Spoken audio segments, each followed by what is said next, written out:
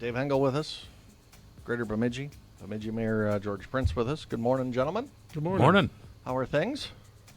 Well, it's rainy outside, but it's sunny in town, I think. It is. I'll take rain over sleet.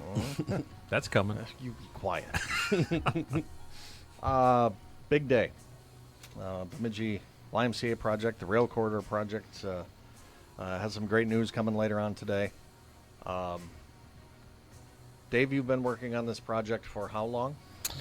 Well, I've been personally working on it since 2019, but I know the city and the mayor and the previous council have been working on it far longer than that. I want to say I think the city's owned the parcel pretty close to 20 years now. It's been a long time coming. And it's a parcel that nobody wanted. That's how it started. When you have contaminated property, very few people line up and say, I'd like a slice of that. Yeah, the vision came out 5 years ago. The vision came thanks to, the gift by Sanford, of course, to spark it, but the ability to start thinking about, could we redevelop this contaminated property into something vibrant that hosts a wellness center, a place for our families, our kids to go, something that could have a major impact on our downtown, and really be something we're proud of in the Bemidji area.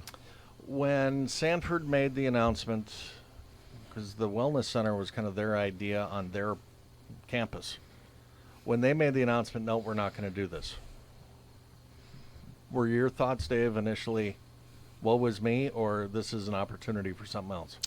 Well, initially it was woe was me, because I think the idea was, it was up to Sanford, quite frankly, at what they wanted to do at that point. And when Susan Jarvis then came and a couple of years later approached me and suggested that they wanted us to re-engage and start talking about the wellness center again, it was at that point that I saw the opportunity to bring in the potential of the rail corridor, because I knew the city for decades have been trying to redevelop that site, and I knew it was going to take a major anchor like the YMCA to make that happen.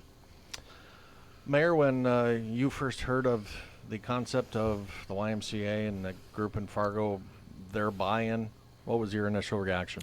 I think it's exciting.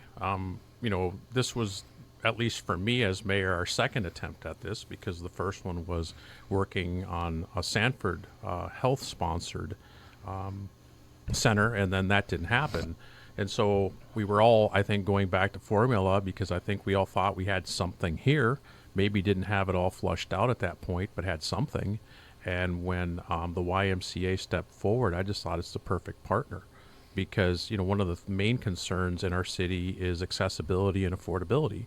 If you build a wonderful new center but no one can afford to go, what's the value in that?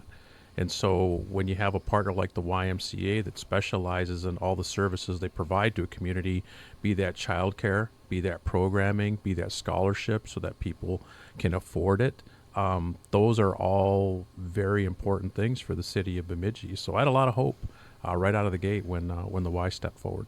David, let's take us back when the Y in Fargo, I forget what their official name is, the Y of the Great North or Northern Sky. Northern Sky. When they first saw the potential of the project and said, yep, we're in. Yeah, it was, we actually did a RFP through Greater Bemidji to a multiple place, and we did have multiple applications or proposals sent to us, and we did interviews, and ultimately we landed with the Fargo group for a couple of reasons, one of which was their interest in actually owning and operating the facility as opposed to just operating the facility, which is, I think, really critical for this community to do that. Secondly, their willingness to take on the extra $10 million. If you remember, it's about a $35 million facility. Greater Bemidji and our community committed to raising $25 million of that. So there's a $10 million gap that the YMCA of Fargo, Northern Sky, was interested in taking on. And the third one, they have a place in Fergus Falls. They have experience outside of the metro area of Fargo, and their commitment to the community there is quite incredible. And if you haven't, we'll get Steve Smith in front of the community to hear him talk about his mission. And it's really a mission-focused organization. I'm excited, to have been partnering with them. $25 million local fundraising goal is daunting. That is a big number. Danae with United Way was in earlier this morning. They are constantly, trying to raise more and more money for the community, and the need is more and more in the community every year. What was your initial thoughts on $25 million? Well, I don't have a lot of even knowing that $10 million of that is already pledged from correct. Sanford. I mean, so it's essentially a $15 million more. And quite honestly, I didn't have perspective, and so what I did was reached out to a couple of major fundraisers in our community previously. Marla Patrius, who used to be with Bemidji State University Foundation, and Penny Echternock, who was with the Sanford Foundation at the time. And I said, "What can we raise?" And they were pretty confident that we could get with this project, because of how it speaks to people in different ways. They thought they could get to $15 million, and there's your target. Mayor, what sorts of financial commitment is coming from the city? Well, a few things. I mean, the first was, in order to be able to apply for like cleanup grants, you have to have a project. The state of Minnesota isn't big on funding speculative ideas because there's a lot more need than there is dollars, as you mentioned earlier. So being able to bring forth a development project with an anchor like the YMCA is what allowed us to get $1.5 million from the state for cleanup of the site and for redevelopment. So that's huge. We also looked at the city in terms of not just a development for the YMCA, but for the entire railroad corridor, which sometimes gets lost in the shuffle of this because we keep talking about the Y because it's such a prominent name and it's the anchor. But there's more development happening here. And in fact, there'll be some announcements about that today in regards to private development, and that will be in that corridor as well. So as part of that, we pledged about extra $1.5 million or so on top of the grant dollars that we were pulling from land proceeds from when we sold the Circle K property, from some liquor store reserves, and from some COVID dollars to partner to finish some of that development. There'll be some infrastructure here as well once things get settled, but that comes from our utility funds. And we were going to have to do a certain amount of infrastructure over there regardless, because some of the water and sewer pipe that services that neighborhood over there is 100 years old. And it was going to need some work anyway. So this became, it was going to need work. Let's just say it that way. And the point is, now you can do a kind of a 2-for-1. You can bring in the infrastructure you need to develop that corridor, plus you can replace some of that older infrastructure that needs to be replaced. So when you look at all of that, I think the goal of the council was, can we do this project without putting it on the levy? Because we know that the property tax levy is of high concern to all citizens, especially right now with inflation, with the storm damage, with all of those kinds of things. And this project, as it currently sits, will not be on the levy. And I probably should state this again. I feel like I have to state it all the time. The city will not own the building. The city will not operate the facility, so there's no ongoing debt. Once we live up to these commitments we've made, that's it. It's a one-time spend. It's up and running. It's a private entity. So to me, I thought it really was a very fiscally responsible way to attack this. Dave Hengel, Greater Bemidji, with us, along with Mayor Prince. A announcement today on some further development of that project. Dave, that's the biggest part to me of this project is, yes, we get the Y and we get all the benefits from that, but you don't get any property tax revenue from them because they are a nonprofit. You have to have other stuff going on. How important is the first step that you'll be announcing today? Huge. I mean, first off, I want to thank the mayor and the council. I mean, I think they've been very clear with us about their expectations for moving this project forward, and it kind of provided us, the framework we could work within, and their willingness last week to announce awarding the bids, where you're going to see some trucks moving in the rail corridor next week probably, or certainly shortly after, and some demolition and some remediation work and all that happening. That's exciting. The other exciting announcement, though, is that we have been working over the last 6 months with a potential hotel partner, hospitality that includes a hotel, a restaurant, and some event space.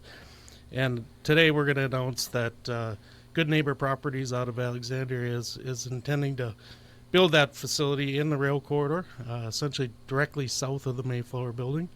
And we'll be creating a huge, estimated about $22.5 million development, 100 or so jobs in the rail corridor at that point.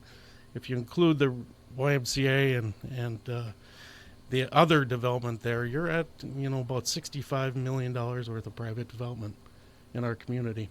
Huge. That provides the tax base and other taxes that will help support some of the and reimburse the city, quite frankly, in some of the investments they've had to make.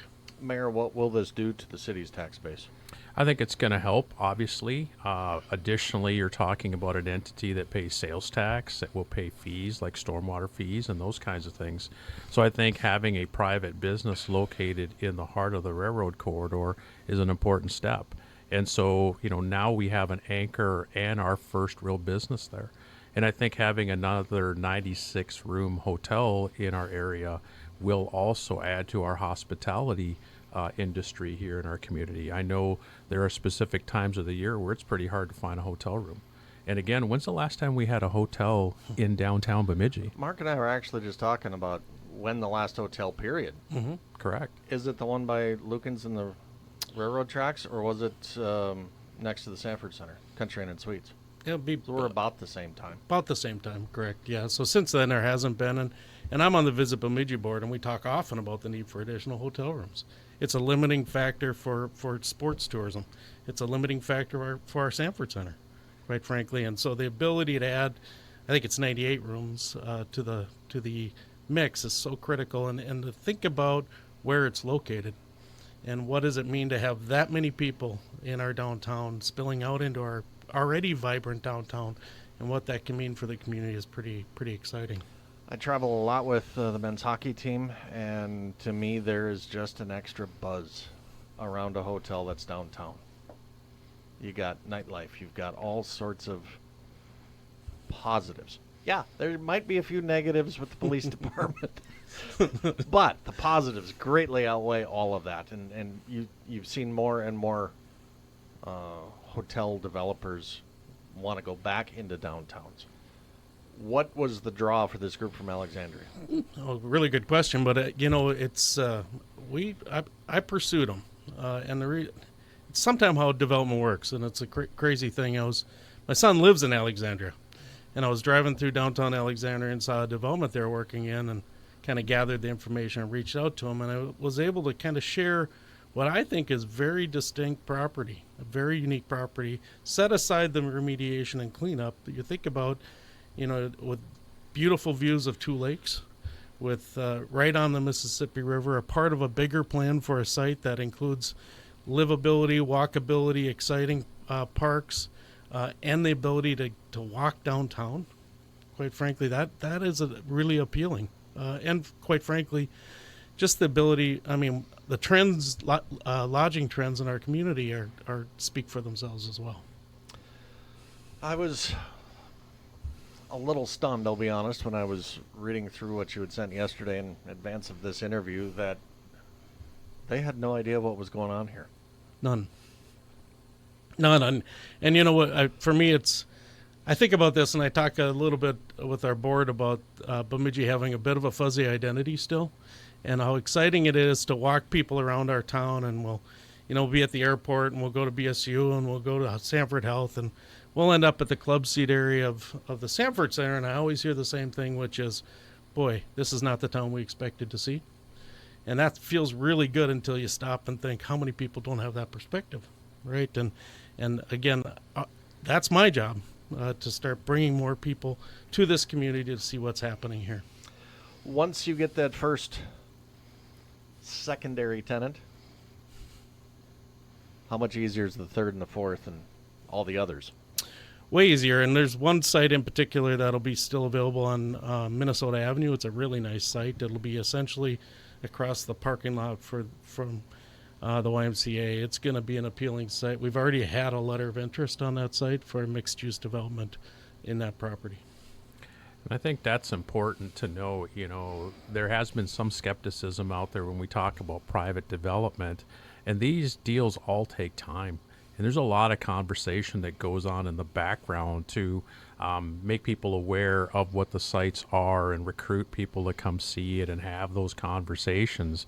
And so, most people obviously aren't aware that those things are happening. So there's an announcement that's happening today, but that's been at work for a while. You just heard Dave talk about a letter of interest. That's conversation that's been going on for a while. So as mayor, when we talk about, hey, there is going to be more development, I'm not just speaking off the top of my head or with some wishful thought. It's because I'm aware that these conversations are taking place. And not every one of these is going to prove fruitful, but the fact that they're happening is an indication that there's interest. And I think that all goes back to having that anchor. Without that cleanup, without that anchor, you don't have any of this. And how vital is it going to be for our downtown? I mean, I can't think and even really imagine what a shot in the arm it's going to be for downtown once this is all up. Dave, you mentioned the view of two lakes, and we're kind of tucked into downtown, and to me that says you don't have a ton of potential growth further than the scope of what you've got now, just based on geography. You build on the outskirts of town, the sky's the limit. Where do you see this project 30, 40 years from now? Well, I think it's critical. I mean, the tax base issue right now in our city and our county is significant. In our school district, quite frankly, with some of the unfunded mandates they are facing, quite frankly, in all three of our public organizations, that the ability to create this tax base, we're going to feel residual positivity from this for many years. I believe that, and I actually think it will drive additional development in our community, additional families moving into our community when they have something like a YMCA available to them. I think it'll help with Stanford Health and their ability to recruit doctors and medical professionals to our area. So I just think the residuals of not just the YMCA development, but even the private development downtown is going to be felt for many years. I don't think it's too much of a surprise to anyone. There's a lot of old buildings downtown. Can this spur other stuff not even related to this project downtown? That's natural, right? And that's going to happen. I would argue that, that you're going to see some improvements to some of the buildings, perhaps some sales of some of the buildings for different uses and different functions as a result of this. I can't predict what that is, but that's natural. You're going to see that. And when I say I can't imagine what the shot in the arm is, that's the kind of stuff I'm talking about. Because we're seeing a trend even in housing where people are wanting to become more urban, especially as they age. So if you have something that's an amenity that's now walkable to you, that starts becoming very attractive. So who's to say as some of this gets built out that you won't see a renaissance in housing in that downtown area as more people want to be able to have things that are walkable? I don't know that for certain. It's hard to see clearly into the future, but I think that could potentially be another outcome of all of this. I need to be careful here. I'm not comparing Bemidji to Minneapolis. But downtown Minneapolis renovated an old abandoned warehouse, turned it into an indoor ice skating rink, and had some apartments up above it. And that spurred blocks and blocks and blocks of development. And you drive through there now and you never know that wasn't always there. You can't think big without thinking big, right? Yeah, you got to think big and dream big, think big, shoot for the stars, right? And I think in this case, this hasn't been a dream that didn't have a foot in reality, though. I think we felt pretty confident that if everything fell into place with the cleanup, if everything fell into place with the wellness center, which, by the way, we still have to raise money for, those things fall into place. I was pretty confident we were going to be able to do a transformational development on the site. You mentioned fundraising needs are still there. Where are you anticipating that coming from? Well, I think about a story. I'm Catholic, and our priest said that he talked about a major development and a project, and he said the good news is we have all the money we need to do this project. The bad news is it's still in your pockets, right? And that's kind of the case with the community a little bit. And we haven't launched our community campaign. We will be very shortly, but right now we're at 86% of the way there. We need to raise a couple more big chunks, which would be nice, and we anticipate that. So what we'd ask people to do is we've created a pretty significant website at Greater Bemidji that gives answers, provides information, provides access to ask questions, and then also to donate should they have some interest, and that's at www.greaterbemidji.com. You had wanted to start that fundraising stuff start of summer. Obviously, that got pushed back. Are Right. you confident that we're far enough away from that Yes. that this can Yeah, I think so. move forward? I do think so. And yeah, we did a couple things. One is, of course, the storm. And we wanted to be respectful of our community during the storm challenges we were facing. Secondly, we wanted to be respectful of United Way, who takes September usually to do their major campaign work. And so we wanted to be on good partners with them as well. So we've held off on that. But our goal is to get this all done by the end of the year. That's the goal we have a team of fundraising volunteers that are incredible. And I'm pretty confident we're going to get there. Again, the news of the day, council last week approved final cleanup stuff, and you could see some work on that beginning now. We announced today the hotel project adjacent to the Y, 98-room hotel, event space, restaurant space, event space. Total development between just the Y and the hotel is pushing 60, isn't it? Yeah, 55. Yep. It's a good day to be It's a very good day in Bemidji. yeah. Guys, if anybody has questions for how to donate, log Yeah. onto the website or Yep. call Greater Bemidji. Yeah, you either, but certainly use the website www.greaterbemidji.com. Gives you a chance to really see all the questions we've gathered. We've got answers for. If you have more, there's easy ways to reach out to us directly. City Hall, if people have questions about the city's impact. Yeah, obviously you can always direct that to your council member or to myself as mayor. All of our information's on the website or our city manager. Certainly happy to answer any questions as it relates to what the city's involvement is here. Good day in Bemidji. Guys, thanks for the hard work. Thank you, Absolutely. Looking forward to the future. Dave Hengel and Mayor George Prince with us this morning. Good